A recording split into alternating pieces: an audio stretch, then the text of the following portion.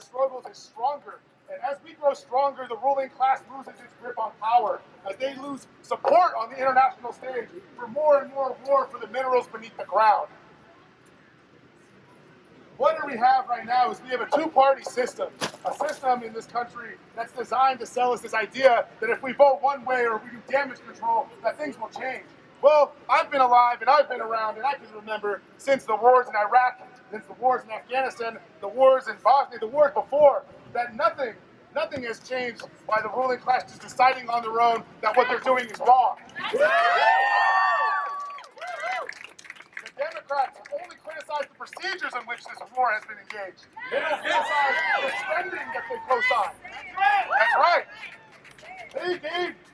They gave the military the blank check to starve children in Venezuela. They gave them the check to coup the government of Bolivia and send javelin missiles to the country of Ukraine.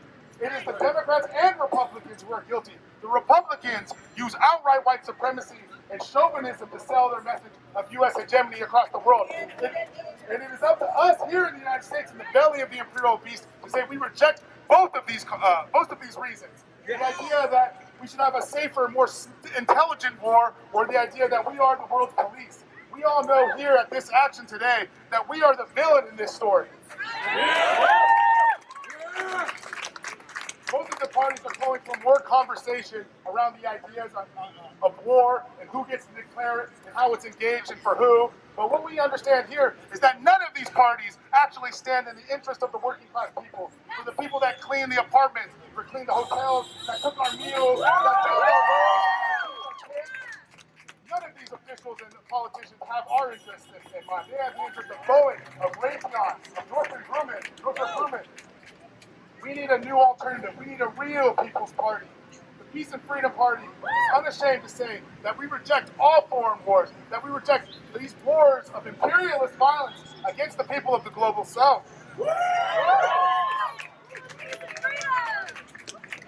are unashamed to say that our campaign in the 50th district, where I'm running for the congressional seat, as the only socialist, the only anti-war candidate, isn't afraid to say that we are anti-war. We are proud to say it. We will go out on every corner into the streets and defend our positions against those that want to say that, oh, well, we need to go to war, and if it's not us, it'll be somebody else, or if we don't do it, someone will attack us. I can say definitively that here in my hometown, in the parking lot of my dentist's office, during a peaceful anti-police brutality protest, I've had weapons of war put in my face by American soldiers. Not Iranians, not Chinese soldiers, not Russian soldiers, Americans. And we need to come together as a class to fight back against those who want to sell us alive. Once again, I just really want to thank everybody for coming out and using their Saturday to do something that's really important, to speak for a revitalized anti-war movement that is going to take back our society and build a future that we can all actually have ownership over. Human dignity is not a demand, it is not a request, it's a demand. Politics as usual will only lead us to more war. It will only lead us to more human suffering. How many more millions of people need to die under sanctions, deprived of medicine or food?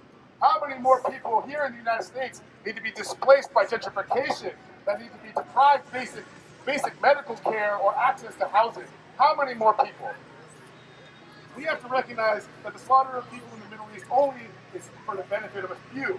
That all of us here have the power as the people that build the wealth of this society to retake our communities and actually have a say.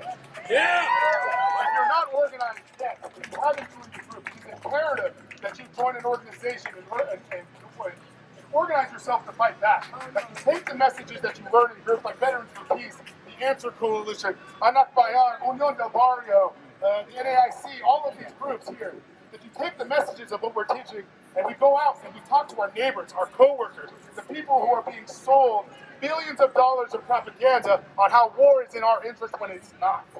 It is imperative that we do this, that we take it from outside social media and into the streets. Together we can actually make history. Together we can stand in solidarity with the working people of the world, with the people of Iraq and Iran, and we can say that no, we do not condone the slaughter of innocent people. We do not condone the slaughter of children, and that we will fight here in the belly of the beast to fight for an actual society that we have a part of. Thank you so much.